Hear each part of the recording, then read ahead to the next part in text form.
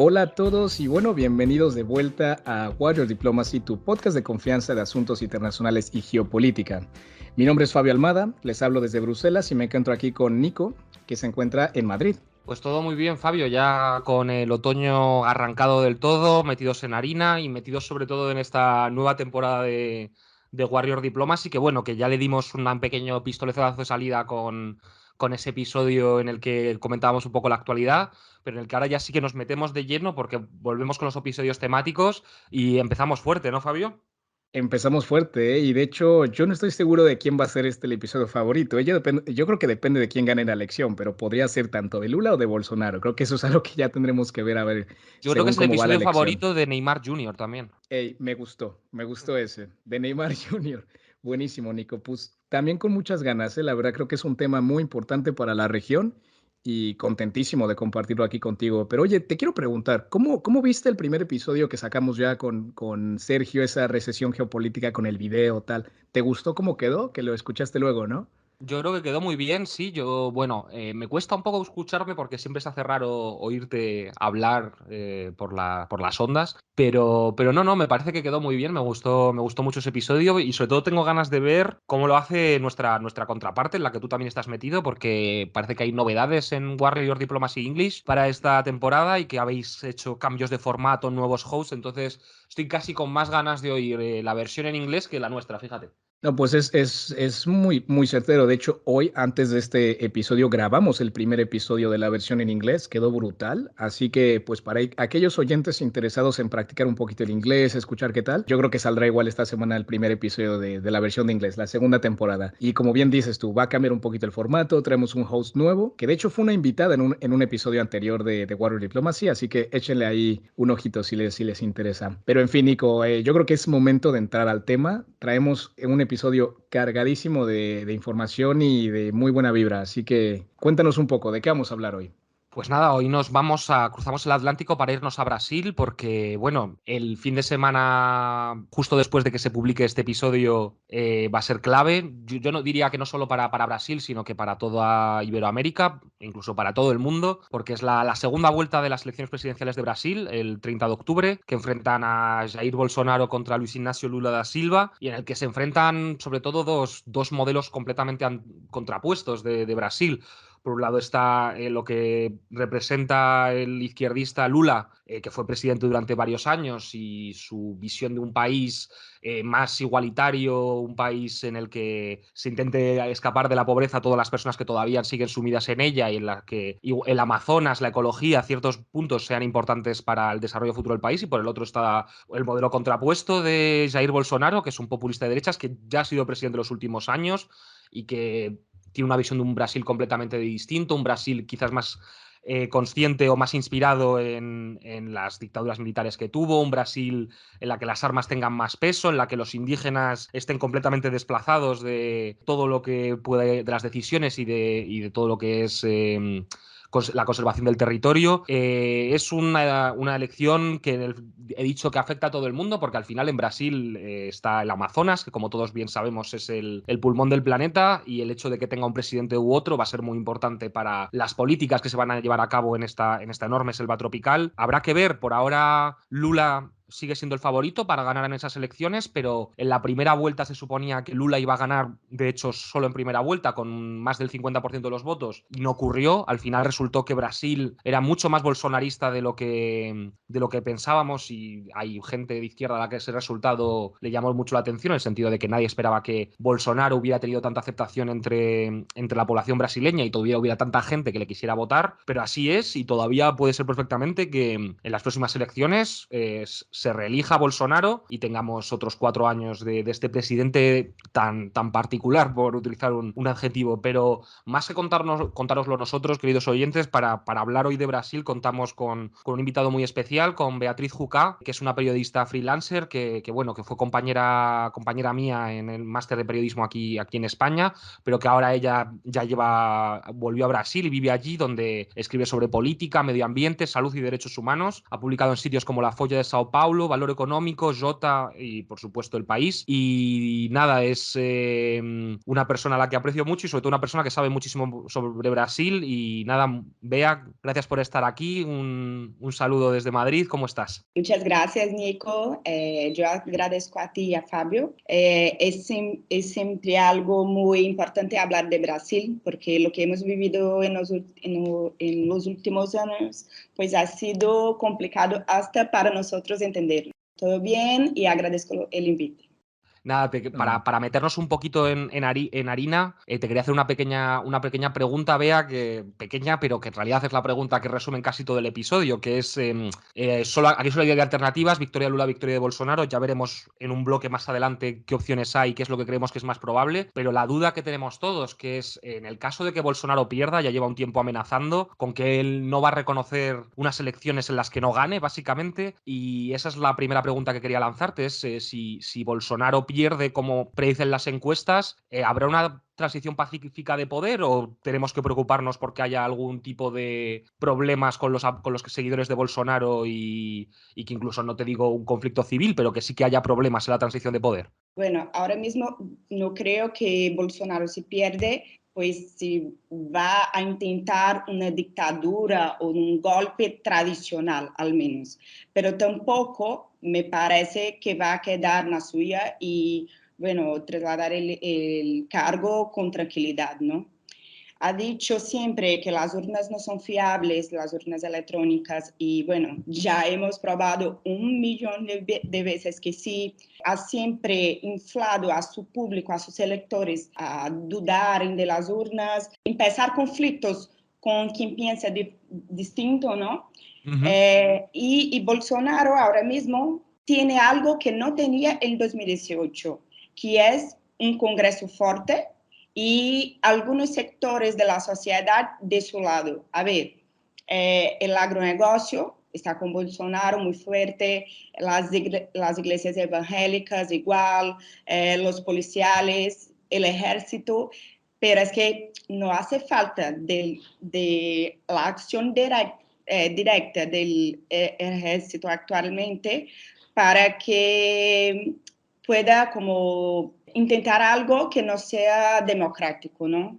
Uh-huh. Entonces, creo que algo va a hacer, no sé si algo como Trump en Estados Unidos, y que va hasta ahí para mantener como una base fiel, pero que no llega a intentar, de hecho, un golpe como, ¿no? Claro. Pero claro. de todas maneras, independientemente de quién sea el nuevo presidente de Brasil, tenemos una realidad para el año que viene de un Congreso muy conservador de derecha y la extrema derecha, ¿no? Hemos visto a Bolsonaro elegir aliados que son muy radicales, ¿no? Como Uh-huh. Damares Alves, por ejemplo, que es, bueno, es una mujer que ha sido su ministra de la mujer y de derechos humanos y que está involucrada con la iglesia evangélica y que todo el rato pues está ahí diciendo que los políticos de izquierda defienden cosas absurdas como la pedofilia, por ejemplo.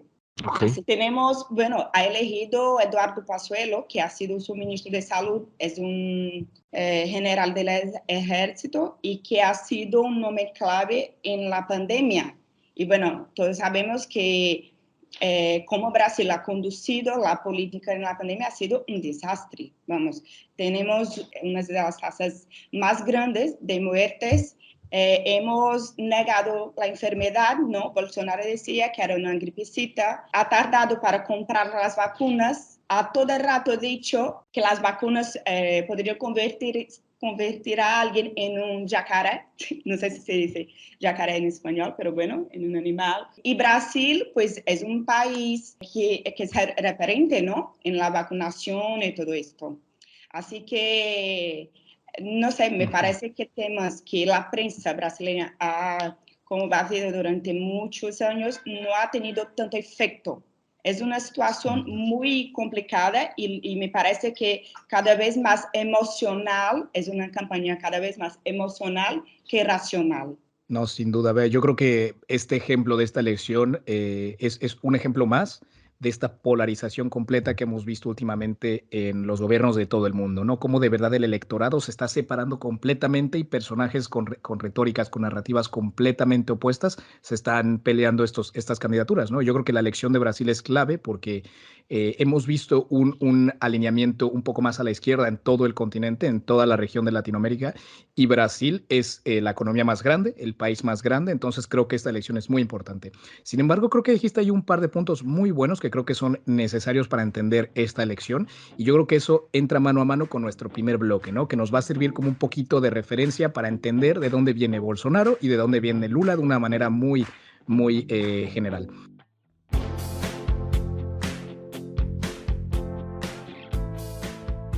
Bueno, pero para entender las elecciones de Brasil tenemos que entender primero un poco a sus candidatos. Vamos a hacer un pequeño recordatorio para los más despistados, porque bueno, tanto Lula como Bolsonaro son dos figuras bastante conocidas, pero es importante recordar que, bueno, que si es elegido Lula, que es de Caeté, es una ciudad del estado de Pernambuco, en el noroeste, asumirá el cargo con 77 años y ya un largo recorrido político a sus espaldas. O sea, estamos hablando de un personaje que es importantísimo en la historia de Brasil.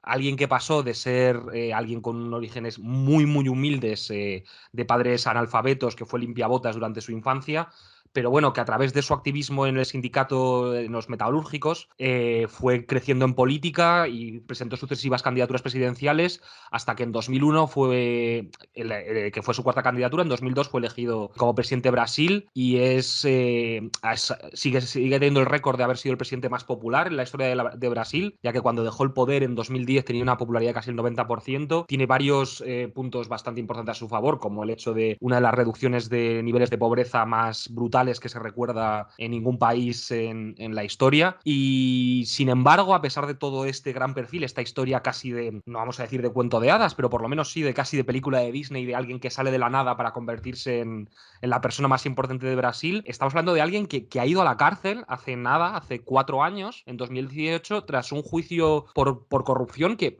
aún hoy enciende mucho la polémica. De hecho, el propio Lula defiende que él fue a la cárcel por una conspiración contra él y, sin embargo, del otro lado, pues Bolsonaro, como se habrá visto, es casi el único ataque que tiene contra Lula, más allá de exageraciones del tipo Brasil se va a convertir en Venezuela. Su único ataque es que Lula es un corrupto. Pero aquí te quería preguntar, Bea, ¿de dónde viene esta polémica? O sea, ¿por qué estuvo en la cárcel Lula? ¿Cómo salió? ¿Y por qué hay versiones tan distintas sobre la corrupción o la posible corrupción del expresidente brasileño? Lula ha ido a la cárcel por una investigación de la Operación Lava Jato. ¿Qué es esto?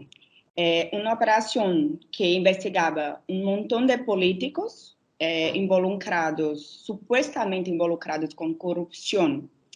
Y Lula, bueno, ha sido juzgado, condenado en 2 instancias, pero algunos años tras su prisión, creo que 2 más o menos, empiezan a sacar a la luz por un hacker que ha logrado conseguir mensajes entre el juez Sérgio Moro, que era el juez responsable por el caso de Lula, y miembros del Ministerio Público, ¿no? De la Fiscalía brasileña, que es básicamente los responsables por la investigación. Lo que ha concluido la Suprema Corte es que el juez cambiaba informaciones con la Fiscalía para ver cómo condenar a Lula, ¿no? Como orientaba, a ver, deja esto para más adelante, que uses esto porque puedo decidir tal cosa. Y bueno, no ha sido un juzgado justo, ¿no? Porque la fiscalía y el juez estaban actuando para condenar a Lula. Es lo que ha entendido al menos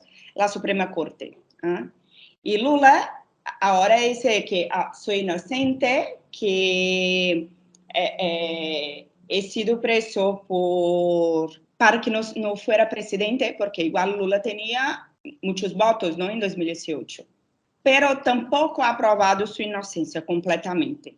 Lo que dice la decisión es que Lula no puede estar preso y no puede ser llamado de ladrón porque su juzgado no ha sido justo, porque los involucrados, las autoridades involucradas, actuaron para condenarlo y no para saber si era o si no era culpable. Muy buena respuesta, de verdad. Yo que soy latinoamericano y entiendo que la verdad es lamentablemente gran parte de los gobiernos, de una u otra manera, todo mundo se mete en asuntos chuecos. Pues lo entiendo completamente y es verdad que cuando no hay un proceso, no se sigue a la par como lo dicta la Constitución y tal, pues que la verdad los casos no pueden ser llevados a juicio, ¿no? Y claramente este es uno que era políticamente cargado, ¿no? Entonces, bueno, me encantó lo que dijiste, que como es verdad que el tribunal no se llevó al 100%, pero tampoco demostró Lula al 100% su inocencia, ¿no? Entonces yo creo que eso está curioso. Y yo no Sí. conozco tanto el tema como para decir sí o no, pero bueno, supongo que tú siendo de allá, pues tendrás un poquito más información sobre ello, ¿no? Lula tampoco tenía que probar que era inocente, ¿no? Porque la Ujú, justicia brasileña es que tiene que probar que es culpable. Solo, claro. lo que pasa es que un tiempo después, pues Sergio Moro ha dejado de ser juez para ser ministro de la Justicia de Bolsonaro, concretando la decisión del tribunal, ¿no? El entendimiento que tenía aspiraciones políticas, por decir así. Ujú. Igual, el jefe de la investigación en la fiscalía, que es Deltan Dallagnol, también ha entrado en la política, ha disputado las elecciones este año y ha sido electo. Así que todo Claro. el proceso es muy involucrado con la política, por cierto. No hay como decir que no. Claro, no hay Eh, una separación de ello. Sí, sí, sí, sin duda. Pero yo creo, vea, ahora, ¿por qué no? Ya presentamos un poquito el primer candidato, ¿no? A Lula, y ahora creo que es momento de también presentar, pues, el lado opuesto, ¿no? Lo que estamos hablando, a Jair Bolsonaro. Y para Bolsonaro. darle a nuestros oyentes un poquito una idea de dónde viene, Bolsonaro viene de una familia también humilde, de inmigrantes italianos. Sin embargo, él optó desde muy pronto por una vida, un camino militar. Sin embargo, él solamente estuvo 9 años en el ejército, ya que después de llamar a una insurrección a demanda de aumentos salariales para su oficina, para su unidad, tuvo que abandonarlo, ¿no? Hubo un escándalo de ahí. Y ahí es cuando él comienza su vida política, ¿no? Fue concejal en Río de Janeiro, luego fue diputado federal, fue en 2018 cuando aspira a la presidencia y gana con el 55% de los votos, ¿no? Claro, su campaña con una promesa de fusilar a los izquierdistas, muy anticomunista y pues alabando un poco al Brasil de esos años donde hubo una dictadura militar, ¿no? Como que hacía muchas referencias a esa época. Es interesante mencionar que en la campaña sufrió un atentado por parte de un hombre que le apuñaló en el abdomen, ¿no? Durante la campaña. Así que creo que eso también fue muy definitivo, pues para también apelar a un electorado, ¿no? Así que bueno, Bolsonaro es definido constantemente como el Trump del trópico por muchas de sus políticas y porque es muy curioso que la base popular que le apoya tiene muchas similitudes con ese electorado de Trump, ¿no? Suele ser un sector que apoya a la policía, al ejército, ¿no? Hay sectores religiosos evangelistas que le apoyan y pues claramente la empresa, ¿no? La empresa del campo.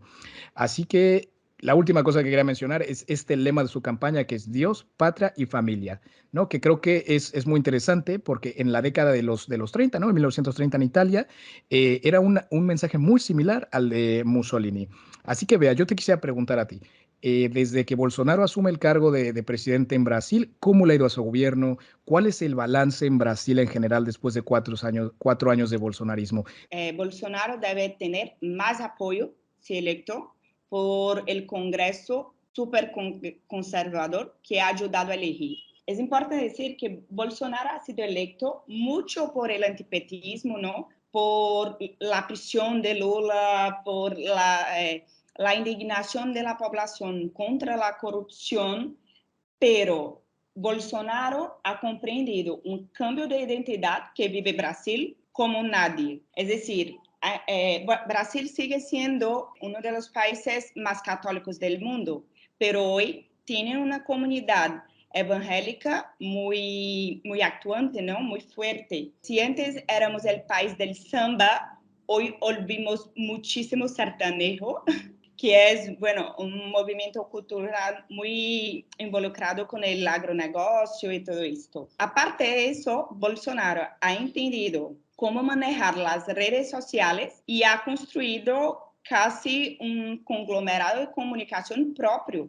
donde puede decir lo que quiera y habla directamente a sus electores, a su público, Así que tenemos este contexto y por otro lado tenemos una prensa actuante, pues muy crítica al Bolsonaro, incluso por todas estas cuestiones que hemos visto en los últimos años, el comando desastroso de la pandemia, hemos negado el virus, hemos tardado a comprar vacunas, los ataques antidemocráticos, ¿no? Bolsonaro está todo el rato hablando en contra de las instituciones independientes, de las autoridades brasileñas, y la prensa tradicional es muy actuante, ¿no? Que le hace muchas críticas por esto. Pero Bolsonaro tiene una fuerza en el país que no hay como de expresar. Es decir, no hay como decir, es solo el antipetismo, porque ahora mismo hay gente que le sigue y que le cree y que no importa lo que diga la prensa, no importa. Bolsonaro igual está involucrado en un montón de sospechas de corrupción, de rachadinhas, que es como exigir de sus funcionarios que compartan una parte del sueldo, ¿no? Con los políticos, su familia, no Bolsonaro directamente, pero sus hijos y todo esto. El propio juez Sergio Moro, que ha condenado a Lula y ha sido su ministro de Justicia, rompió con el gobierno porque dijo que Bolsonaro quería intervenir en la Policía Federal para que sus hijos no fueran investigados. Así que, y ahora Moro está con él, volvió a apoyarlo. Así que tiene fuerza en el Congreso, tiene fuerza con varios sectores de la población y tienen una herramienta fundamental que es este manejo de las redes sociales que la izquierda en Brasil no logra acompañar, por decir así. Así que sí, Bolsonaro tiene fuerza incluso para si quiere intentar un golpe, ¿no? Cerrar las estradas, por ejemplo, con sectores que empiecen greve por no reconocer los resultados electorales. Pero hoy mismo yo creo que es poco probable que lo haga. Creo que si pierde las elecciones, va a intentar algún caos, como siempre lo hace, como Trump ha hecho en Estados Unidos, pero algo más para mantener sus bases que propiamente para tomar el poder en Brasil, porque tenemos instituciones fuertes, ¿eh? La justicia están fuertes, pero estamos en la orilla de... Sí, sí, sí.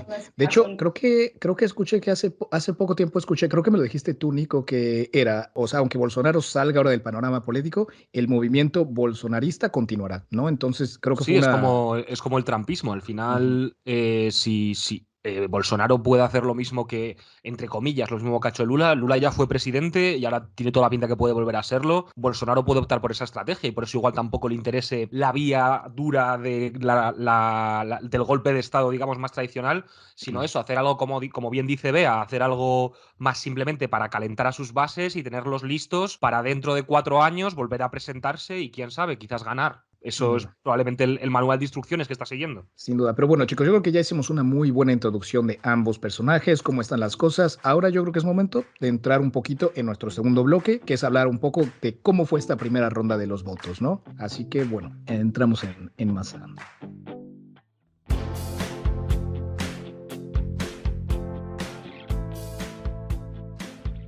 Pues nada, arrancamos este bloque 2, que eso va centrado más bien en cómo fue esa primera ronda y en cómo está la situación en Brasil ahora mismo, justo antes de que se celebre esa segunda.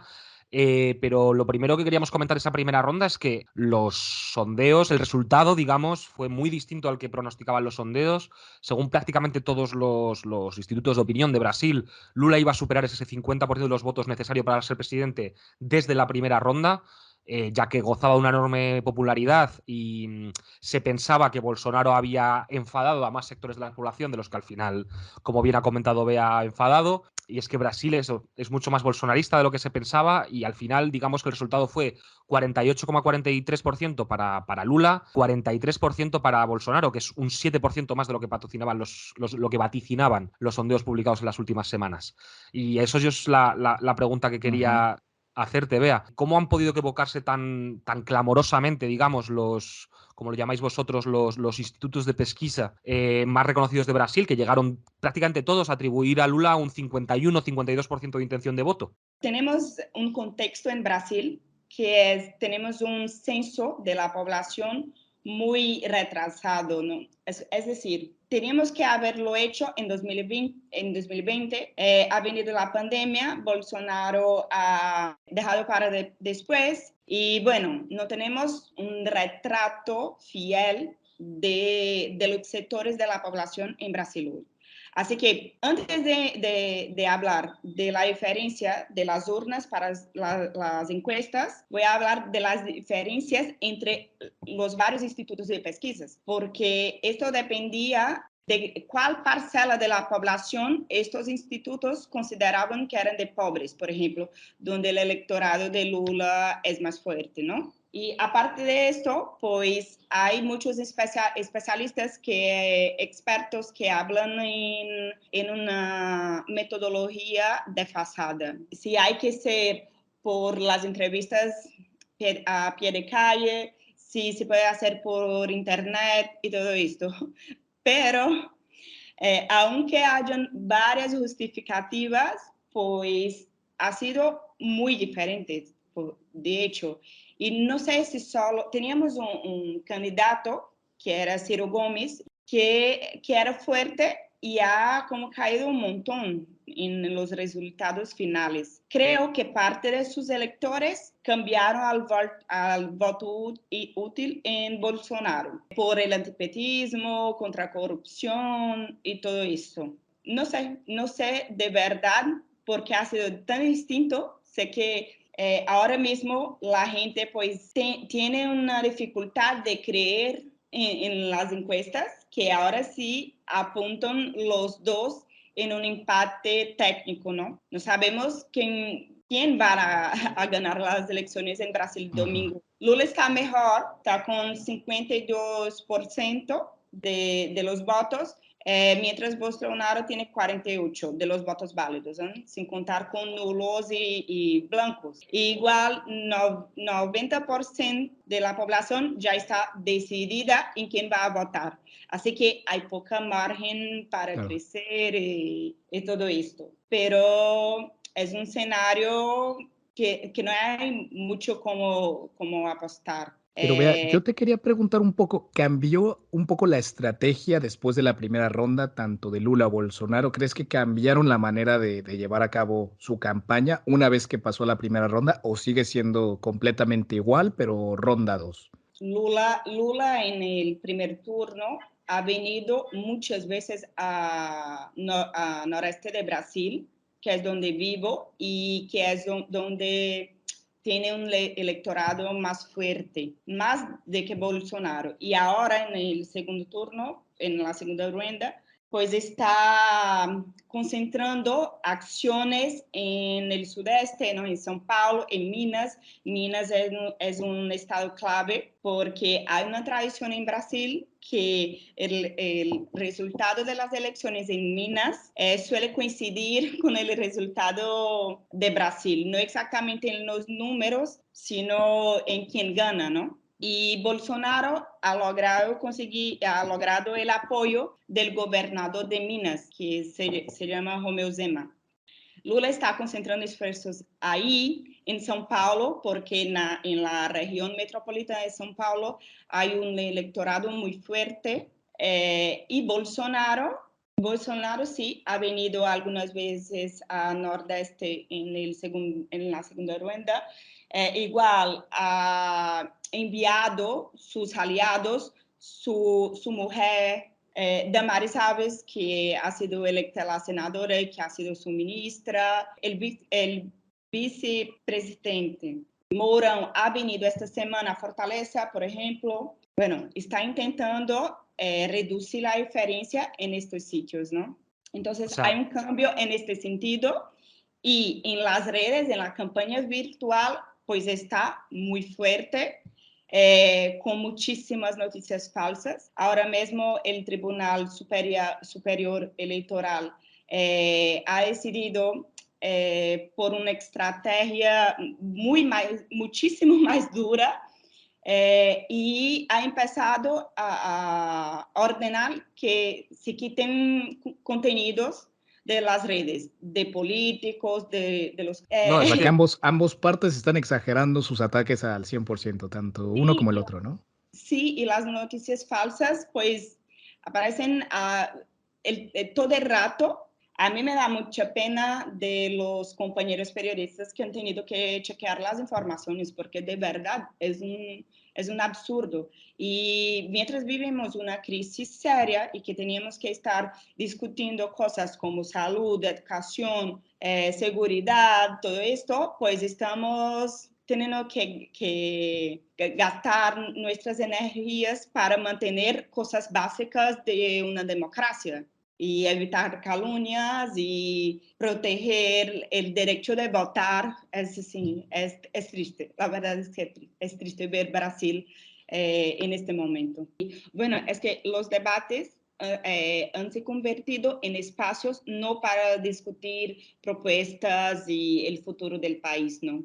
Son espacios para que los candidatos puedan, como decimos en Brasil, lacrar, que es como que se salgan mejor y que puedan cortar estos pequeños videos, enviar por las redes y decir, soy el mejor, es que vea lo que he hecho con Bolsonaro, vea lo que he hecho con Lula.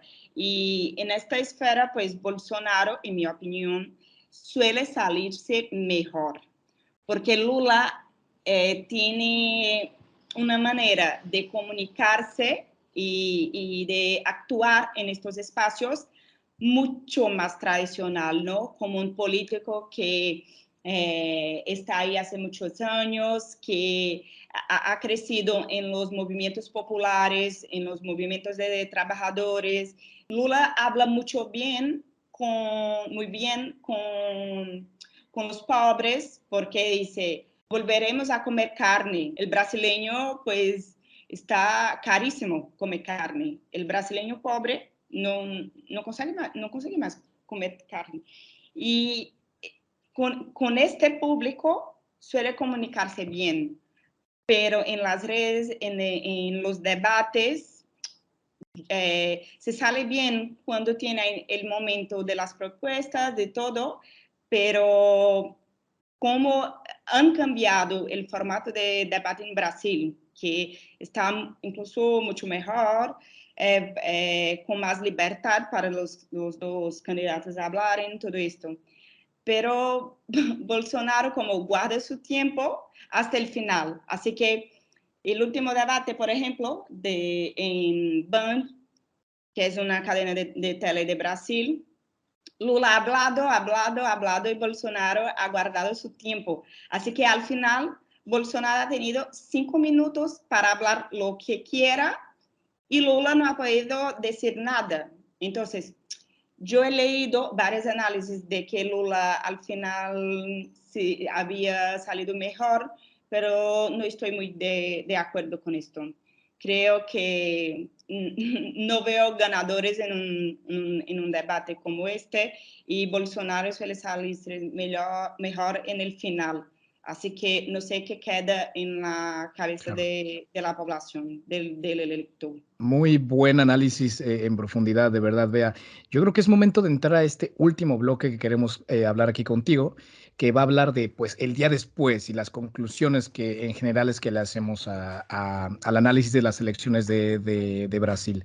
Pero me gustaría empezar el siguiente bloque con una pregunta muy interesante que nos tiene una oyente, así que entremos en detalle.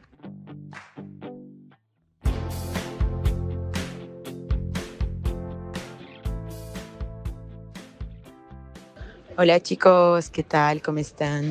Gracias por invitarme. Que tengo una pregunta a Beatriz, que gustaría saber en su visión cuáles son las dificultades o los provechos que Lula o Bolsonaro van a tener con un Senado de mayoría bolsonarista, que cómo van a gobernar con este escenario. Pues eso es un saludo. Hola Giovanna, muchas gracias por tu pregunta. Bueno, ahora mismo tenemos en Brasil un Congreso muy conservador y si gana Bolsonaro, yo creo que va a hacer todo lo que quiera porque tendrá una base muy fuerte. Así que si quiere aumentar el número de ministros en la Suprema Corte para poner los suyos y tener más control, pues tendrá fuerza para hacerlo. Lula, si gana, no sé si tendría tanta dificultad de gobernar. La verdad, no creo que va a tener dificultad de gobernar porque muchos de este Congreso conservador son de un grupo que llamamos Centrão, el grupo de centro, que es un grupo, está en el Congreso hace mucho tiempo y que hoy es bolsonarista, pero fácilmente podría apoyar a Lula con algunos acuerdos, ¿no? Bolsonaro tiene un Congreso fuerte hoy, pero esta base no es completamente bolsonarista radical. De todos modos, lo que sí podemos decir es que Lula, si gana, va a enfrentar una oposición como nunca, porque hay muchos de estos bolsonaristas más radicales que bueno, dificultan la preservación de Amazonia y del medio ambiente en otros biomas igual. Claro, y vea, yo te quiero hacer aquí, obviamente estamos aquí en el último bloque, ¿no? Como del día después, ¿qué pasa? Todavía no son las elecciones, no sabemos el resultado, pero yo te estoy poniendo ahora en esta situación a ver cómo lo ves tú, porque yo honestamente no creo que sea el resultado, ahora sí que mi análisis personal, yo honestamente creo que va a ganar Lula, pero si no es el caso, vamos a ponernos en un hipotético caso, gana Bolsonaro. ¿Cómo esto afectaría a Brasil? ¿Crees que hubiera también, o sea, porque Bolsonaro ya ha dicho, ok, puede que no reconozca la elección o no voy a reconocer la elección a menos de que gane yo, esto está amañado, ok, pero digamos, si gana, ¿qué pasaría en Brasil? O sea, ¿cómo crees que hubiera también disputas, que la izquierda, que Lula también, no sé, que confronte o para nada? ¿Cómo ves ahí ese hipotético caso? Yo creo que la izquierda igual tiene muchísima presencia en el Congreso, pero suele hacer una oposición más tradicional. Es decir, Bolsonaro, por ejemplo, ha elegido un montón de youtubers, de gente ligada a las redes, y bueno, la izquierda suele ser un poco más involucrada con los movimientos sociales y una manera más tradicional de hacer política, pero igual va a tener como una oposición que grita, pero probablemente va a conseguir aprobar todo lo que quiera porque tiene la mayoría. Creo que en este momento la mayor preocupación es de que siga adelante con su plan de aumentar las plazas del Supremo Tribunal Federal y así tener un mayor control sobre todo, ¿no? La justicia brasileña, el Supremo Tribunal, funciona hoy un poco como un poder moderador de la extrema derecha. Y por lo cual Bolsonaro ha empezado una guerra. Todo el rato habla que el Supremo está en contra de su gobierno, que tienen que quitar el Supremo, que el Supremo quiere el mal del país, todo esto. Así que creo que la mayor preocupación en este momento es de que si Bolsonaro es electo, que siga adelante con este plan.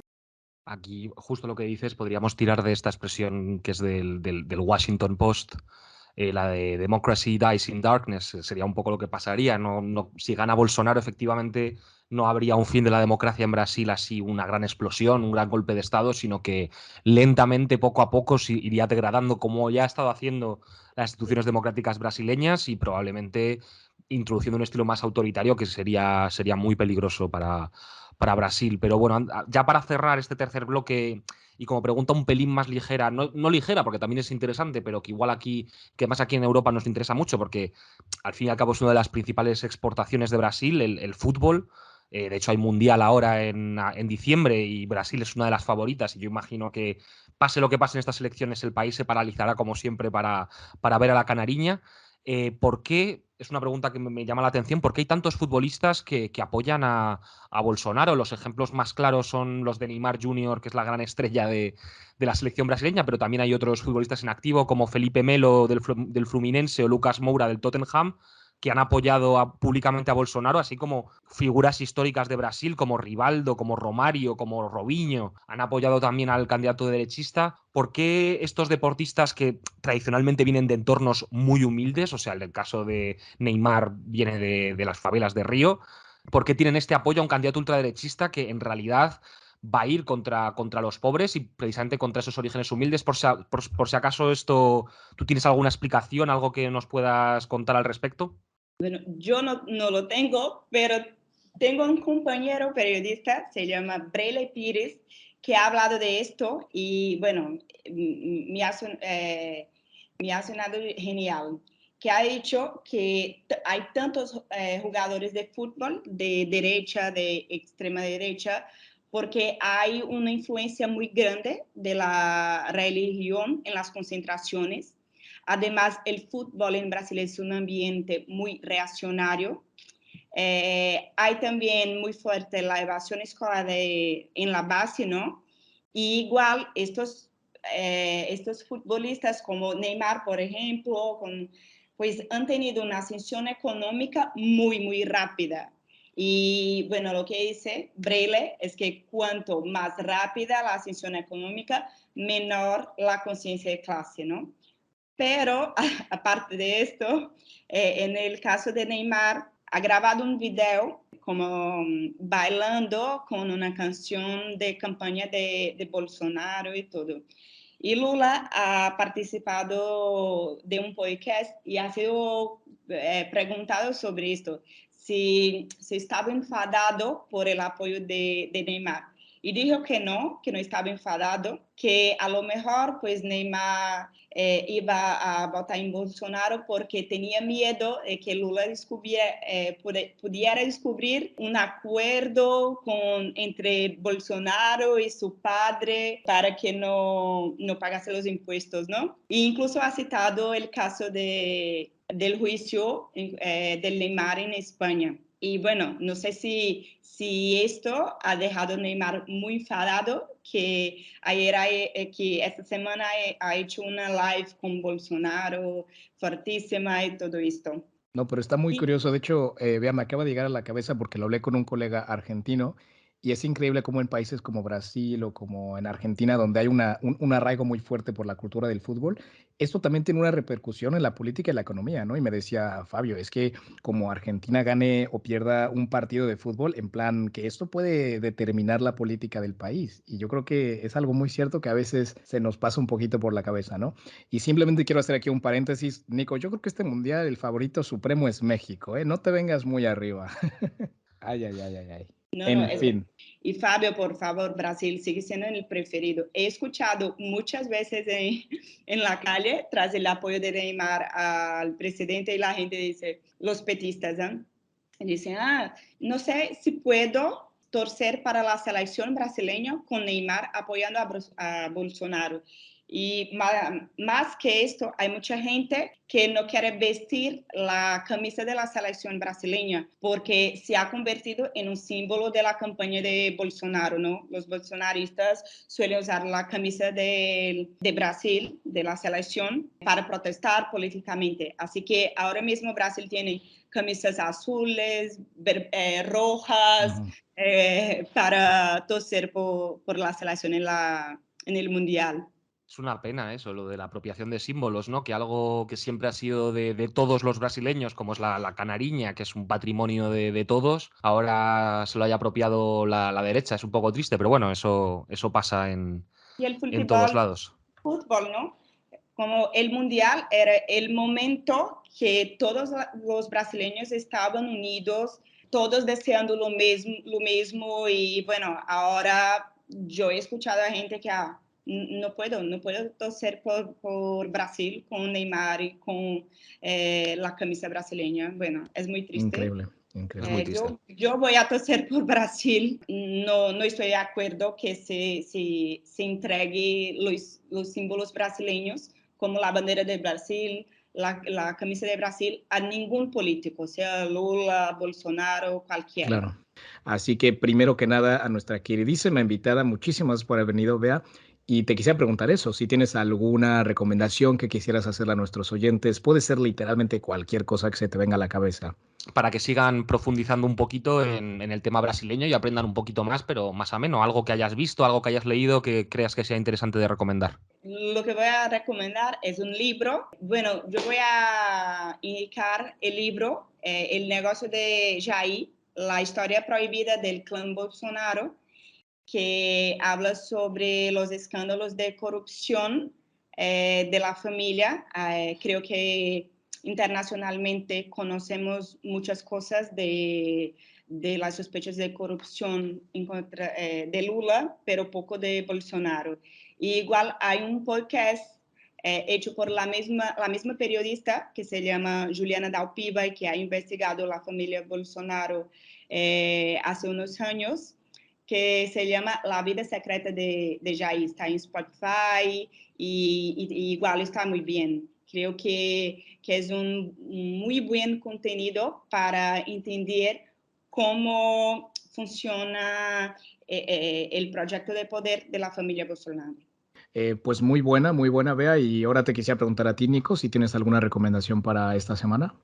Sí, yo voy a tirar de lo último, literalmente la última cosa brasileña que he visto, bueno, el último producto cultural brasileño que he consumido, que la vi hace poco, a comienzos de septiembre, una película brasileña que se llama Siete Prisioneros, que francamente está muy bien, está en Netflix además, porque es una película pagada por Netflix, y es sobre un chaval africo-brasileño, o sea, negro, que es de la zona rural de Brasil, de una zona rural, y se va a Sao Paulo a trabajar en un vertedero pues para sacar adelante a su familia, solo que acaba básicamente esclavizado, y es una película que está muy bien porque te da cuenta como en el Brasil actual todavía las desigualdades siguen siendo enormes a pesar de todo lo que se ha progresado en las últimas décadas. Te da una buena radiografía de los problemas sociales que sigue teniendo Brasil y que precisamente en teoría quiere arreglar Lula, o sea que es muy interesante verlo para quien le apetezca ver algo brasileño. No sé si tú la has visto, Bea, esta película. A mí me gustó mucho. No he visto, pero he leído muchas críticas positivas de ella. Excelente. Yo para terminar estas recomendaciones y este episodio, me gustaría recomendar una película también, que creo que estoy seguro que muchos oyentes han visto ya. Se llama Tropa de Élite o Tropa de Asalto, depende de la traducción. Está muy buena, habla de un equipo de operaciones especiales que entra a una favela en Río de Janeiro, y tal vez la tengan en mente porque el actor principal es un actor muy famoso llamado Wagner Moura, que fue de una manera muy curiosa, fue Pablo Escobar en la serie de Narcos, la versión americana Hollywood, la de Netflix. Es buena serie, pero se me hizo muy curioso, ¿no? Que un actor brasileño hiciera el papel de el narcotraficante más famoso colombiano, y escuchar su acento es curioso. Pero esta peli es muy buena, me gustó, la verdad. Creo que habla de algo muy típico que solemos escuchar mucho de Brasil, ¿no? Pero creo que no lo llegamos a entender desde fuera, que son las favelas y todo lo que tiene que ver con ello. Un tema completamente distinto para otro episodio, pero bueno, esa es mi recomendación de la semana. En fin, Nico, Bea, ha sido un muy buen episodio. Estoy muy agradecido de haberles tenido a los dos. Creo que tenemos aquí las claves perfectas para la lección que se viene en nada. Y bueno, pues espero que a nuestros oyentes les ayude mucho a entender lo que se juega ahora en la región, en Brasil, y pues esperar los resultados, ¿no? Sí, bueno, tendremos unas elecciones muy complicadas, a ver lo que sale de ahí, pero quiero dar las gracias por el invite a Nico y a Fabio. Ha sido excelente hablar con vosotros sobre las elecciones en Brasil. Ha sido un placer contar contigo, Bea. Estamos seguros de que todos nuestros oyentes van a estar encantados de escucharte, porque se nota que sabes muy bien de lo que hablas y que van a tener todas las claves que necesitan justo antes de estas elecciones claves, lo van a tener de tu boca. Así que nada, muchas gracias de nuevo, y a nuestros oyentes también por estar aquí, por aguantar hasta el final de este episodio. Y nada, nos vemos dentro de poco en un nuevo episodio de Warrior Diplomacy. Y recuerda, Fabio, que tenemos que... Pues tenemos que despertar al Warrior que traemos dentro, Nico. Tuyo y todos. Efectivamente, un abrazo a todos.